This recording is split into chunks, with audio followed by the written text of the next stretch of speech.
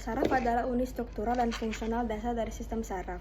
Sel ini merupakan sel khusus yang memiliki kemampuan untuk menerima dan mentransmisikan informasi menggunakan sinyal listrik dan kimia ke berbagai bagian tubuh. Setiap neuron terdiri dari beberapa komponen penting yang berperan dalam pengolahan dan transmisi informasi.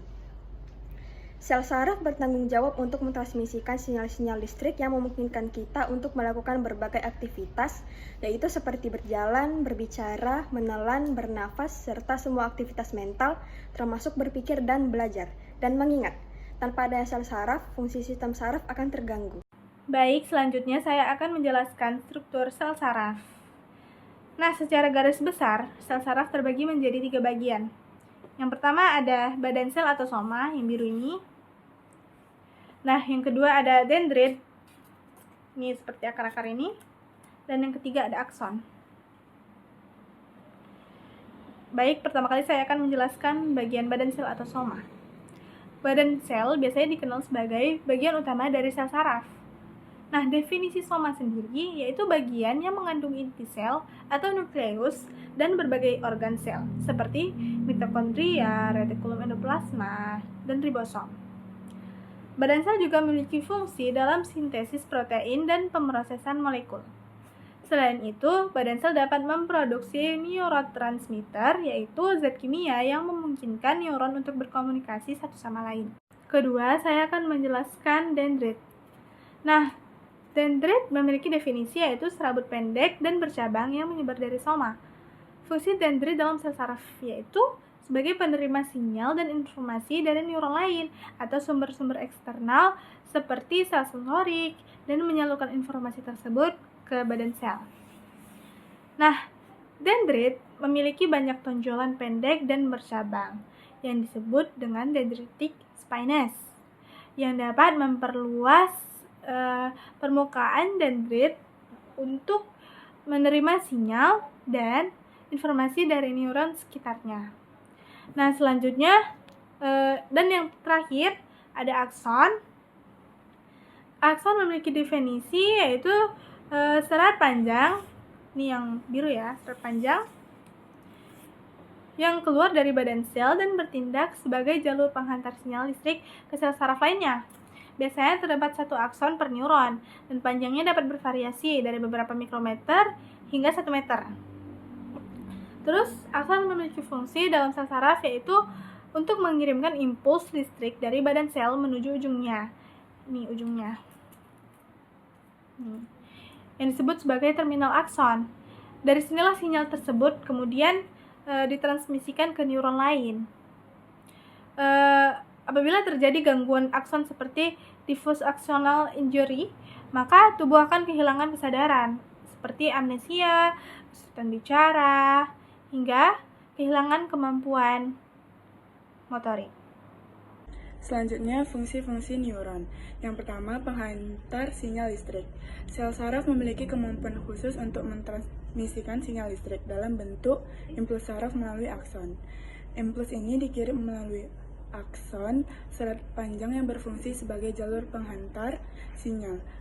Dengan kemampuan ini, sel saraf memungkinkan respon cepat pada tubuh. Selanjutnya, integrasi informasi. Sel saraf juga berfungsi untuk mengintegrasikan informasi yang diterima dari berbagai sumber. Mereka menerima sinyal-sinyal dari dendrit. Kemudian, mengelola informasi ini dan menghasilkan respon yang semestinya. Selanjutnya, pengendalian gerakan. Fungsi sel saraf selanjutnya adalah pengendalian gerakan tubuh. Neuron motorik bertanggung jawab untuk mengirim sinyal dari otak atau tulang sumsum belakang ke otot-otot, memicu kontraksi dan relaksasi otot-otot tersebut yang diperlukan untuk melakukan suatu gerakan. Penyimpanan dan pemrosesan informasi. Sel saraf juga berperan dalam penyimpanan dan peromosan informasi di otak. Dalam sistem saraf otak yang kompleks, sel saraf membentuk sirkuit dan jaringan yang mengelola dan menyimpan informasi. Hal ini memungkinkan manusia untuk mengingat, mempelajari hal baru, dan memproses informasi. Mengingat betapa pentingnya fungsi sistem saraf dalam kehidupan manusia, kita dapat melakukan pencegahan dan menjaga sistem tersebut. Yang dapat kita lakukan adalah Yang pertama, olahraga teratur. Selain menjaga tubuh agar tetap fit, olahraga juga bisa berfungsi untuk menjaga kesehatan syaraf untuk mencegah dari depresi. Ada banyak gerakan olahraga yang bisa kita lakukan di dalam rumah untuk merangsang saraf agar tetap aktif. Tak perlu olahraga yang berat, hanya cukup olahraga ringan dengan durasi 10-20 menit secara teratur untuk mencegah gangguan sistem saraf. Selanjutnya, kita juga harus menjaga pola makan. Jaga pola makan dengan mengikuti diet sehat. Konsumsi berbagai jenis makanan yang baik untuk syaraf, mulai dari sayuran yang hijau, ikan tinggi asam lemak omega 3, dark coklat, telur, kacang, dan brokoli. Selanjutnya, hindari alkohol dan rokok. Konsumsi rokok dan alkohol bisa meningkatkan risiko terkena gangguan syaraf, karena keduanya menghambat proses penyerapan vitamin di dalam tubuh. Alkohol juga bisa membuat neuropati tidak terkontrol. Selanjutnya, penuhi asupan vitamin B. Kesehatan syaraf akan terkait erat dengan asupan vitamin B kompleks di dalam tubuh. Mulai dari vitamin B1 yang berfungsi sebagai energi sel saraf, selanjutnya vitamin B6 yang penting untuk memperbaiki transmisi sel saraf, sampai vitamin B12 untuk bahan baku regenerasi sel saraf. Untuk mendapatkan vitamin B ini, bisa mengkonsumsi langsung dari makanan ataupun suplemen. Jenis-jenis sel saraf. Sel saraf diklasifikasikan menjadi 3 jenis utama berdasarkan fungsinya. Yang pertama, terdapat neuron sensorik. Neuron sensorik adalah sel saraf yang mendeteksi dan mengirimkan sinyal dari lingkungan luar ke sistem saraf pusat atau SSP. Sel-sel ini mengumpulkan informasi dari jaringan khusus di berbagai bagian tubuh yang dikenal sebagai reseptor sensorik. Ketika neuron sensorik mendeteksi sinyal dari reseptor, ia mengubah informasi ini menjadi impuls listrik yang kemudian dikirim ke SSP. Neuron sensorik disebut juga neuron aferen. Mereka mendeteksi berbagai rangsangan, termasuk sentuhan, rasa, bau, dan rasa sakit. Yang kedua, terdapat neuron motorik. Neuron motorik adalah sel saraf yang mengirimkan sinyal dari SSP ke otot. Neuron-neuron ini memulai dan mengontrol gerakan otot yang disengaja dan tidak disengaja. Neuron motorik disebut juga neuron eferen. Sel-sel saraf ini dibagi menjadi neuron motorik atas dan bawah. Neuron motorik atas mengirimkan sinyal ke interneuron dan neuron motorik bawah. Sedangkan neuron motorik bawah menerima sinyal dari neuron motorik atas atau interneuron dan mengubah sinyal tersebut menjadi gerakan otot yang sebenarnya. Yang ketiga, terdapat interneuron. Interneuron merupakan jenis sel saraf yang paling melimpah dan hanya terdapat pada sistem saraf pusat. Sel-sel ini bertindak sebagai penghubung antara sel saraf sensorik dan motorik. Mereka menerima sinyal dari interneuron atau neuron sensorik lain dan mengirimkannya ke neuron motorik atau interneuron lainnya. Yang berikutnya, sel saraf juga dapat diklasifikasikan menjadi 4 jenis berdasarkan strukturnya. Yang pertama, terdapat neuron unipolar yang memiliki struktur tunggal yang memanjang dari badan sel yang berisi satu akson dengan dendrit. Mereka umumnya ditemukan pada invertebrata. Yang kedua, ada neuron bipolar, memiliki 2 struktur, satu akson dan satu dendrit, memanjang dari badan sel. Yang ketiga, terdapat neuron multipolar yang mengandung satu akson dan beberapa dendrit simetris yang memanjang dari badan sel. Ini adalah jenis neuron yang paling umum. Dan yang keempat, ada neuron pseudounipolar, hanya memiliki satu proses yang memanjang dari badan sel yang terbagi menjadi 2 struktur. Sel saraf ini tidak memiliki dendrit.